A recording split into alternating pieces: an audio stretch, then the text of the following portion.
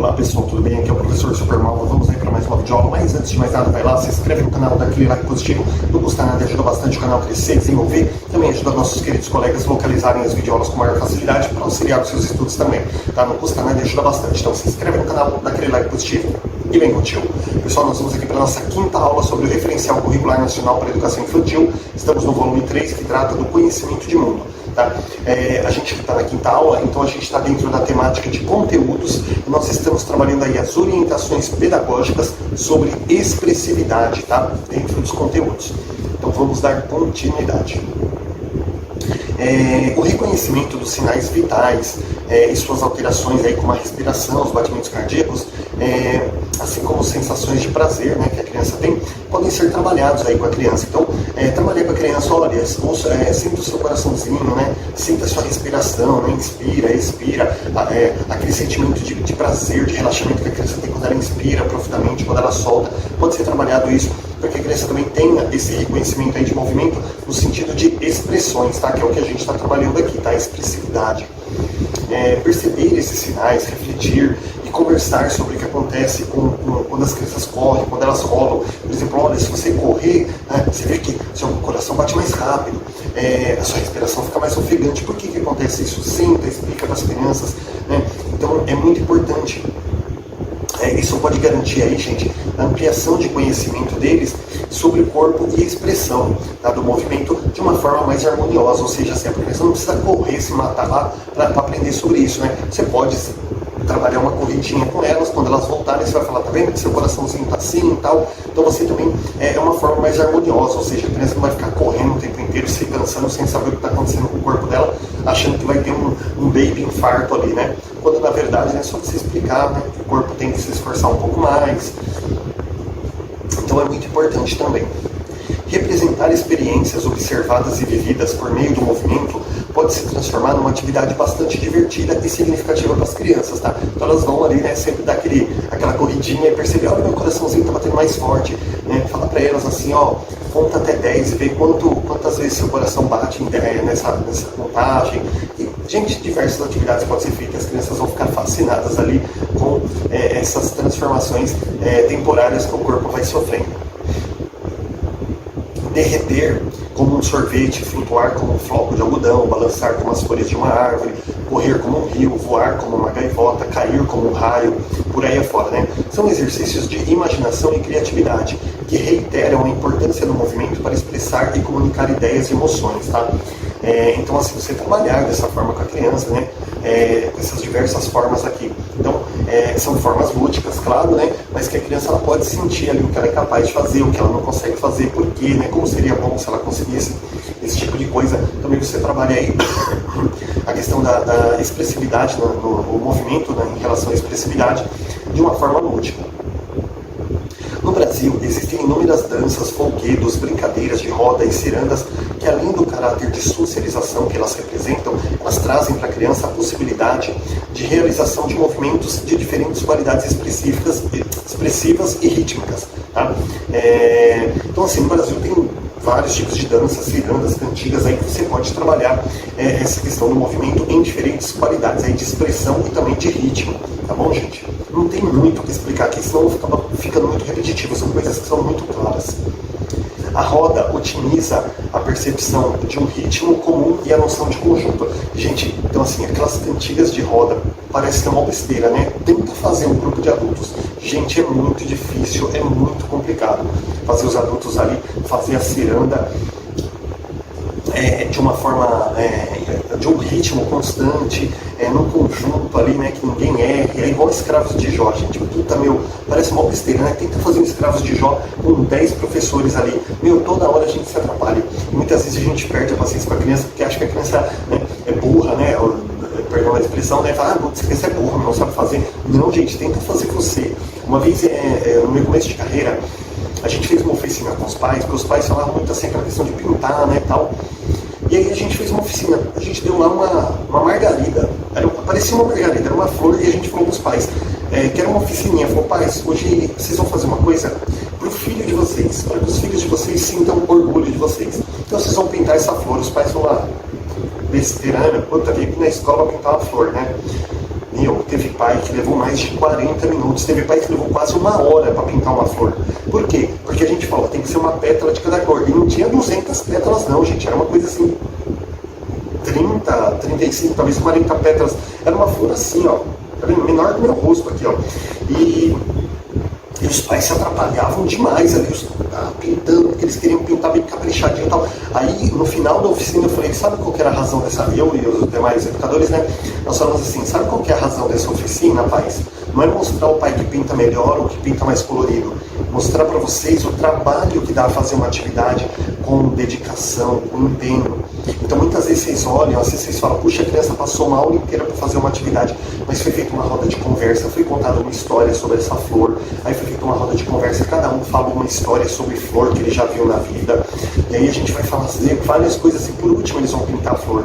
E às vezes vocês acham que a criança passa 4 horas aqui dentro sem comer, sem ir no banheiro, sem ir no parque, né? Nossa, 4 horas pintando a flor, esse professor é vagabundo. Então a gente mostrou para os pais o trabalho que dá para fazer uma atividade. Isso que a gente nem comprou história, não fez nada. Então assim, quando você vai fazer uma cantiga de roda, muitas vezes o adulto se atrapalha para fazer. Né? E às vezes ele quer exigir da criança uma coisa além, né, do que a criança consegue. Então essa questão da brincadeira de roda, ela ajuda muito, né, na noção de conjunto e também, gente, na percepção de um ritmo constante. Tá bom? Há muitas brincadeiras de roda, como um coco de roda alagoano, o bumba-meu-boi maranhense, né, a catira paulista, o maracatu, o frevo dos pernambucanos, a chula rio-grandense, as cirandas, as quadrilhas, entre tantas outras. Então, diversos modelos de brincadeiras de roda que tem aqui. Quem quiser anotar, gente, não tem muita necessidade, dá uma pausa no vídeo, vai anotando aí, tá bom? Aqui está só falando aqui os diversos tipos de cirandas que tem, brincadeiras de roda. O fato de todas essas manifestações expressivas serem realizadas em grupo acrescentam ao movimento um sentido socializador e estético. Por quê? Primeiro, socializador porque você vai fazer em grupo, então tem que ser um negócio ali que todo mundo tem que falar a mesma língua, né? Tem que procurar trabalhar em conjunto. E estético porque, gente, quando você trabalha com estético, quer dizer o quê? É uma coisa bonita, harmoniosa, né? Não pode um para um lado, outro para o outro, ficar um puxando o outro ali, senão vira uma bagunça. Então, as crianças, elas procuram fazer certinho para ficar bonito, para ficar perfeito, principalmente as meninas, né? Nesse sentido aí, é onde a gente trabalha esse sentido socializador e estético também. Agora a gente vai falar sobre equilíbrio e coordenação. Gente, a gente vai sair aqui da expressividade, né? Porque só faltava realmente um pouquinho, né, para a gente falar da expressividade, que já era a segunda aula dela. A gente vai falar aqui sobre equilíbrio e coordenação. As ações que compõem as brincadeiras, elas envolvem aspectos ligados à coordenação do movimento e ao equilíbrio.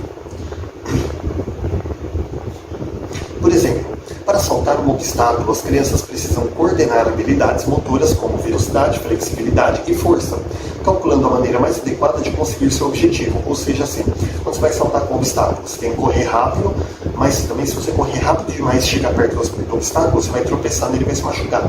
Então assim, você tem que calcular a sua velocidade, a distância que você vai começar a saltar, a altura, né, a força que você vai ter que fazer para saltar aquele obstáculo e a flexibilidade, que é o que? A abertura necessária das pernas ali para você conseguir passar. Então olha quanta coisa, você trabalha com uma simples corrida com obstáculo. E claro, você não vai fazer um obstáculo de 1 metro para uma criança, né, gente? O obstáculo é um negócio de 20 centímetros ali, que já é suficiente para a maioria capotar e cair. Então assim, são atividades bem bacanas. Para você ver que muitas vezes parece uma bobagem, né? Mas você trabalha velocidade, flexibilidade e força, né? Além do equilíbrio. Para empinar uma pipa, precisam coordenar a força e a flexibilidade dos movimentos do braço, com a percepção espacial, se for preciso correr, a velocidade também, né? Você vai empinar uma pipa ali, né? Então você fica assim, ó, só que você não fica só assim mexendo, você tem que mexer no movimento certo para a pipa pender para esse lado, pender para o outro, né?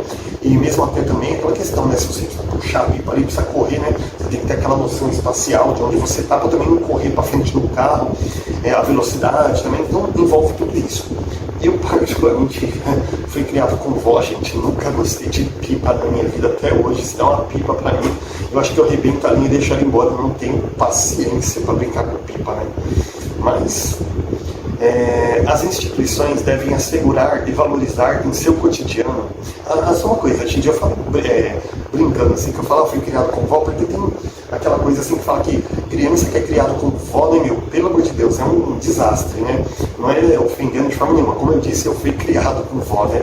Então a avó tem aquela super proteção, assim, a criança acaba não vivendo todas as coisas necessárias que poderia na infância, tá? Por isso que eu falo assim, que a avó ela tem um cuidado bem maior. Então minha avó realmente não deixava brincar na rua, empinar pipa. Quando eu ganhei uma bicicleta, ela queria que eu andasse dentro do quintal com a bicicleta. Foi um sacrifício para eu conseguir sair pra rua com aquela bicicleta, tá? Então, gente, de repente alguém aí foi criado com vó, né? Vai se ofender, mas eu também fui, tá? Então é uma piada que não fui eu que inventei, mas eu utilizo ela, né? Que é criado com vó, tem aquela coisinha, né? Cabelinho penteadinho de lado, né? É tudo cheio de bibibi ali, mas é uma brincadeira saudável, tá? Pelo amor de Deus, não se ofenda. As instituições devem assegurar e valorizar em seu cotidiano jogos motores e brincadeiras que contemplem a progressiva coordenação dos movimentos e o equilíbrio das crianças. Então, assim, muitas vezes a escola, ela não gosta de trabalhar coisas como movimento, assim, porque fala, não, vai cair, se machucar, vai dar trabalho. Gente, isso é uma coisa que traz muito comodismo para a escola. Tipo assim, beneficia o professor, beneficia a escola, é muito cômodo para a escola. Mas na verdade, a escola tem que trabalhar esse tipo de coisa, ela tem que trabalhar movimento, coordenação das crianças, equilíbrio, porque hoje, por exemplo, se eles vão, mas na escola não é lugar disso. Gente, onde é lugar? Na rua? Na rua é lugar de ele correr?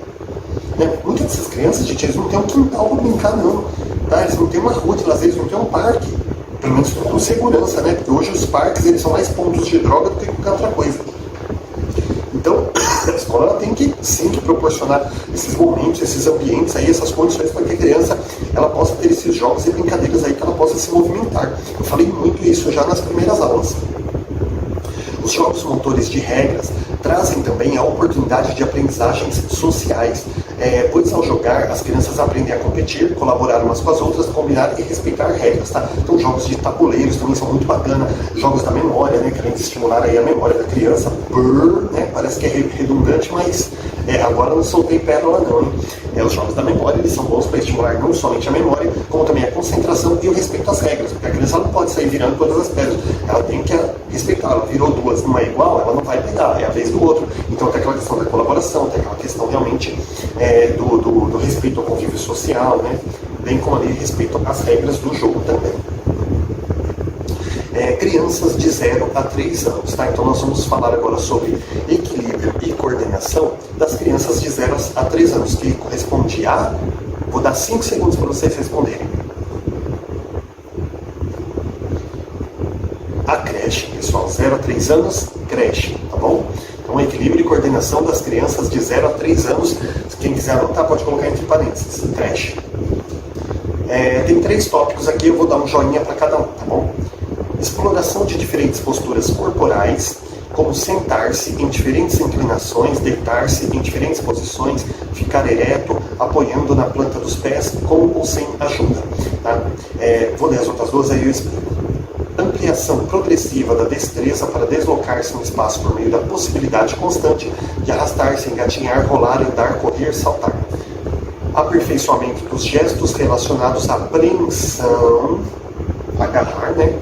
Encaixe, o traçado no desenho, o lançamento por meio da experimentação e utilização de suas habilidades manuais em diversas situações cotidianas. Então, assim, gente, equilíbrio e coordenação para crianças da creche de 0 a 3 anos. O que é equilíbrio e coordenação para eles? Eles andam muito pouco, né? Só os mais velhos, né? Os mais novos ali, né? Do berçário, que ainda são bebês, não andam. Então, o que vai ser? Exploração das diversas posturas corporais. Deitado, de lado, sentado, tá? Engatinhando quando eles forem um pouquinho maior, tá? Então, sentar-se em diferentes inclinações, pode estar sentado reclinado, pode estar sentado com o corpo para frente, pode estar sentado reto, tá? Então, são diversos movimentos. Ou seja, gente, para resumir, qualquer posição que o bebê esteja ali, ele está trabalhando os movimentos, tá? Com os braços, com as pernas, tá?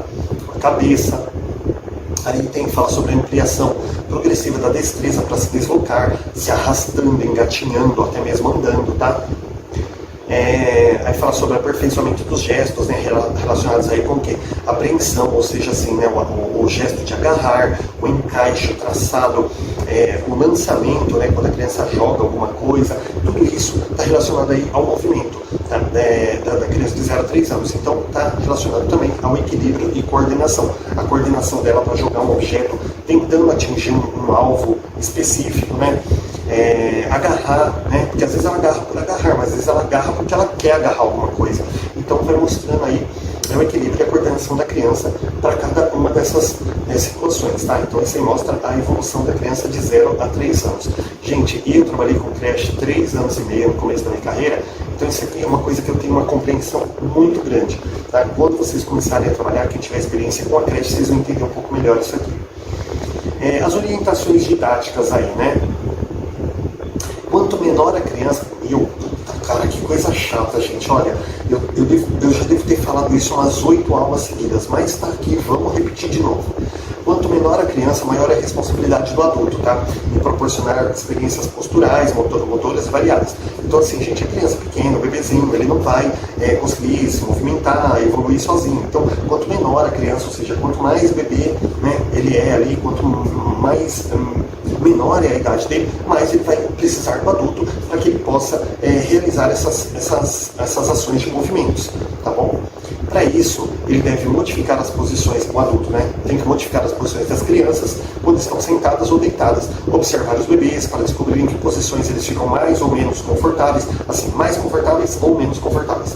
Tocar, acalentar, massagear frequentemente os bebês para que eles possam perceber as partes do corpo que ainda não alcançam sozinhos. Então, assim, o adulto, quem aqui tem filho, né? Já fiz isso muito com o filho. É bebezinho, você vai sentar ele, você vai soltar, você vai virar ele de ladinho, vai mudar as posições dele, porque ele ainda não consegue fazer isso sozinho, tá? O professor pode organizar o ambiente com materiais que propiciem a descoberta e a exploração do movimento. Ou seja, ali, organizar o ambiente, pessoal. A criança pequena, ela tem que ter um colchonete, uma coisa ali, porque ela vai cair, vai bater um rostinho, então tem que ser uma coisa macia. Então vai organizar também, colocar materiais próximos ali ao bebê, coisas coloridas, né, que a criança possa tentar alcançar ali também, né, chegar naquele objeto, né, mesmo que ele não consiga, ele vai se arrastando, ele vai se mexendo. Então é um estímulo aí que o adulto vai proporcionando à criança. Materiais que rolem pelo chão, como cilindros e bolas de diversos tamanhos, sugerem aí às crianças, né, que elas se arrastem, engatinhem ou caminhem até eles, ou ainda que rolem sobre eles. Mais uma vez aí, né, outro exemplo sobre a questão da estimulação também. As bolas podem ser chutadas, lançadas, né, ou quicadas aí também, né? Ou seja, aquelas bolas, gente, uma bola bem de plástico, bem molinha que tem hoje, que é sabe, uma borracha fina, mas ele é bem mole, mais mole que aquela bola do dente de leite que a gente brincava nos anos 80, bem mole, umas bolas coloridas, hoje até meio fluorescente assim, que vende nos mercados. Gente, aquela bola, você deixa ela mais ou menos murcha, gente, ela é perfeita também para trabalhar esse tipo de coisa, que você pode jogar ela, mesmo que ela bata no rostinho do bebê ali, não machuca. Então o bebê, ele fica encantado com aquilo e ele quer fazer aquilo também, então isso estimula bastante os movimentos. Aí dá uma bola de capotão lá, não, gente, arranca a cabeça do neném logo na primeira quicada. Túneis de pano sugerem às crianças que se abaixem e utilizem a força dos músculos dos braços e das pernas para percorrer o seu interior. Então, assim, gente, tipo, parece uma lagarta gigante, né? Tem vários aros de metal dentro, mas todos encapados ali. Então é um túnel de tecido que para as crianças um pouquinho maiores, né, já com mais de 1 ano, elas podem engatinhar dentro ali buscando a saída, né? Se você fizer um L, meu Deus, a criança ela vai achar que aquilo ali não vai acabar nunca.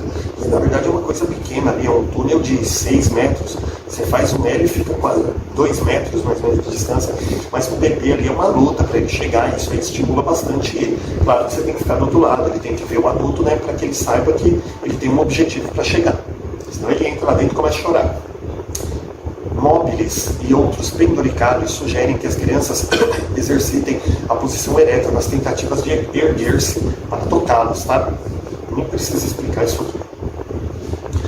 Almofadas organizadas num ambiente com livros ou gibis e brinquedos convidam as crianças a se sentarem ou deitarem concentradas nas suas atividades, né? Então, almofadas ali bem organizadas, sabe aquela coisa, aquele cantinho bem gostoso que chama a gente assim, sabe? Com almofadas recostadas, né, no chão, na parede. Isso aí vai estimular a criança com livrinhos, né? Aqueles livrinhos para bebês mesmo, que é um livrinho todo plastificado ali, muitas vezes só com figuras, né? Então, assim, isso aqui também chama o bebê para se concentrar, para buscar uma posição ali mais confortável para ele fazer a leitura dele ali.